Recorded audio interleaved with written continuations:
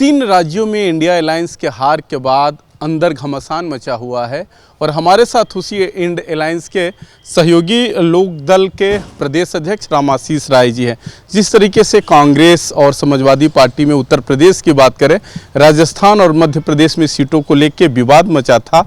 एक कयास लगाए जा रहे थे कि आखिर समाजवादी पार्टी का अगला कदम क्या होगा, कांग्रेस के साथ रहेगी कि नहीं रहेगी, ये भी एक बड़ा सवाल था। सबसे समस्या खड़ी है लोकदल के पास, क्योंकि लोकदल चाहती है कि हम समाजवादी पार्टी के भी साथ रहे और हम कांग्रेस के भी साथ रहे, क्योंकि समाजवादी पार्टी के साथ वो चुनाव लड़ चुकी है और कांग्रेस के साथ जो नया चुनाव हुआ था राजस्थान में, वहाँ लोग अलायंस में रहे और एक सीट भी आप लोग जीते हुए हैं।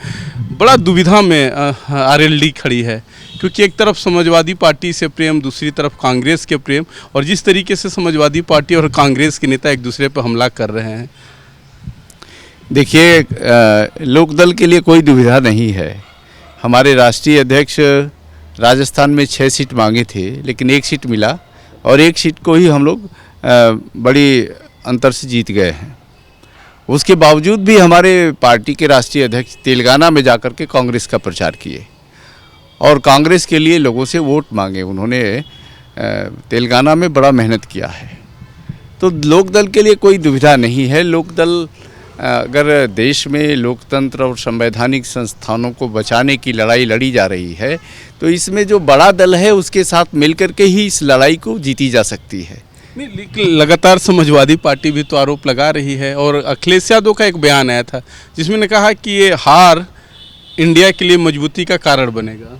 देखिए, कुछ प्रादेशिक जो मध्य प्रदेश का या और भी एक आध जगह कर का जो वहाँ सत्तारूढ़ दल का लीडरशिप था, नेतृत्व था या प्रतिपक्ष का था, उनके द्वारा कायदे से चीज़ों को सॉल्व करने की कोशिश नहीं की गई।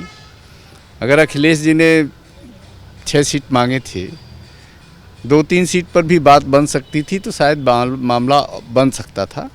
लेकिन वो जो बात आई गई हो गई। आगे की जो लड़ाई है वो छोटी चीज़ों के लिए नहीं है, बड़ी चीज़ के लिए।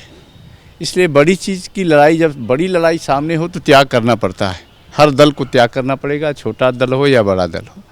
इसलिए अगर ईमानदारी से देश में परिवर्तन लाना है, लोगों के जनाधिकार को बहाल करना है, लोकतंत्र के और संविधान के मूल्यों की रक्षा करनी है, तो हर दल को अपने छोटे स्वार्थों में नहीं उलझना चाहिए, बल्कि देश के बड़े पैमाने पर, राष्ट्र के व्यापक हित में परिवर्तन के लिए काम करना चाहिए और लोकदल इसके लिए तैयार है।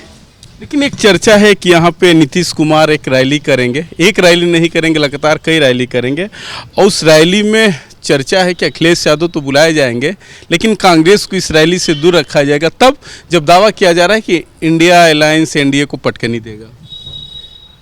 देखिए, अभी ये तो चर्चा है, लेकिन मुझे लगता है कि अगर ईमानदारी से लड़ाई लड़नी है और परिवर्तन के लिए लड़ाई लड़नी है, लोकतंत्र को बचाने की लड़ाई लड़नी है, तो बिना कांग्रेस का साथ लिए कोई लड़ाई संभव नहीं है। जयंत चौधरी जी क्या इस लड़ाई को विराम देने के लिए पहल करेंगे? क्या ऐसी उनके तरफ से कुछ?